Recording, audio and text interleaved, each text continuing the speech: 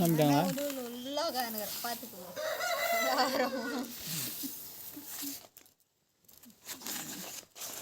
ஏன் கிளம்பி நீங்கள் சைஸா இதான் வேலை செய்கிற லட்சணம் படுத்துருக்கு அதில் அனுப்பிச்சி விட்றான் ஐயனா யாருக்கு உன் மாமா அது எனக்கு என்ன ஃபோன் பண்ண மாமா நான் உழவுக்கா போறீங்க அப்படின்னு அவ்வளோதான்.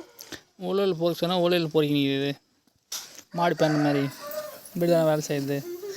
கற்றுக் கொடுக்குற முதலாளி கூட அதே நம்ம குச்சால்ட்ட மாதிரி தான் நிற்கிறாங்க. 2 பேருமே டுபா கொடுங்க தான் எப்படி நாடு உருப்படி ஆகுமா? இந்த உழவில் துணு இருப்பானா அப்படியே தூக்கில் தொங்கிடுவானா? இதெல்லாம் ஒரு வேலையா? மாடு தான் தின்னு மஞ்சள் நினைப்போ என்ன போறீங்க நிற்கிறீங்க? கம்பளை தரான்னு போய்க்குதா?